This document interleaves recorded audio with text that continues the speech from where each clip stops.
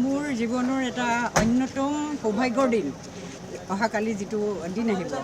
ইয়াৰ আগতেও ইতিমধ্যে আমাৰ মুখ্যমন্ত্ৰী মহোদয়ে ডিব্ৰুগড়খনক দ্বিতীয় নগৰ হিচাপে দ্বিতীয় চিটি হিচাপে গঢ়ি তোলাৰ যিবোৰ পৰিকল্পনা কৰিছে, সঁচাকৈ আমি অতি সৌভাগ্যৱান।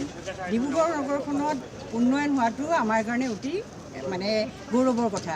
আৰু দ্বিতীয় কথাটো হ'ল কি, ইতিমধ্যে আপোনালোকে দিছে সচিবালয় ইয়াতে গঠনেই হ'ল। সচিবালয়ত MLAৰ আৱাস গৃহ হ'ব এতিয়া লাহেকৈ। সঁচাকৈ আমি অতিকৈ উৎফুল্লিত এজ এ ডিব্ৰুগড়ৰ এগৰাকী বাসিন্দা হিচাপে। প্ৰথমতে খুবেই ভাল লাগিছে আৰু এতিয়া বহুত নোহোৱা কাম কিছুমান খুব জলদি হ'ব বুলি আমি ভাবিছোঁ।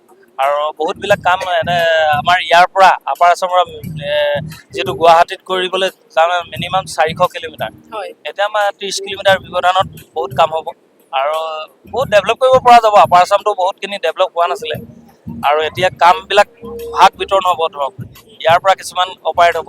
চ' প্ৰতিটো বিভাগতে প্ৰতিটো দিশতে আগতকৈ বেছি ডেভেলপ হ'ব বুলি ভাবিছোঁ। আৰু মোৰ ফালৰ পৰাতো বহুতেই মই সুখী আৰু চৰকাৰকো এইটো ধন্যবাদ জ্ঞাপন কৰিছোঁ যে আমাৰ ইপিনে ডিব্ৰুগড়ত ছেকেণ্ডখন কেপিটেল হিচাপে তেখেতলোকে যে লৈছে আৰু ইয়াত যিখন ছেকেণ্ড কেপিটেল হ'বলৈ গৈ আছে আৰু খুবেই মোৰ ফালৰ পৰা ধন্যবাদ দিছোঁ। মই এজন শিল্পী হিচাপে খুবেই ভাল পাইছোঁ। আমি বহুত গৌৰৱান্বিত ডিব্ৰুগড় দ্বিতীয় ৰাজধানী হ'বলৈ গৈছে আৰু আজি আমাৰ বিধানসভাৰ ভৱন শিলান্যাস কৰিব। সেই গতিকে আমি ডিব্ৰুগড় 7 নম্বৰ ৱাৰ্ডৰ পৰা আহিছোঁ। বহুত ভাল লাগিছে ভাল লাগিছে। যিহেতু আমাৰ ডিব্ৰুগড়টো এটা ৰাজধানী হ'ব লৈছে, আমি খুবেই আনন্দিত হৈছোঁ। যিহেতু আমাৰ কাৰণে বহুত সুবিধা হ'ব ৰাজধানী এখন হ'লে বিশেষকৈ মহিলাসকলৰ কাৰণে। সেইকাৰণে আমি খুব ভাল পাইছোঁ আৰু ডিব্ৰুগড়ৰ বাসিন্দা হিচাপে আমি খুব সুখী হৈছোঁ। প্ৰথমতে ধন্যবাদ জনাম আমাৰ হিমন্ত বিশ্ব শৰ্মাক ছাৰক।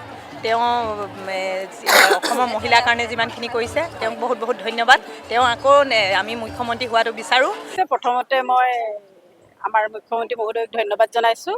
যিহেতু আমাৰ ডিব্ৰুগড়খন দ্বিতীয় ৰাজধানী হ'বলৈ গৈ আছে, আমাৰ গুৱাহাটীলৈ বহুত দূৰ, যিহেতু আমি ওচৰতে পাম।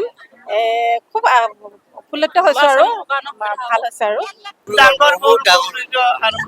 আনন্দ ভোগ কৰি আছোঁ যে আমাৰ ডিব্ৰুগড়খন অসমৰ মাজত 1 নম্বৰ স্থান পাব।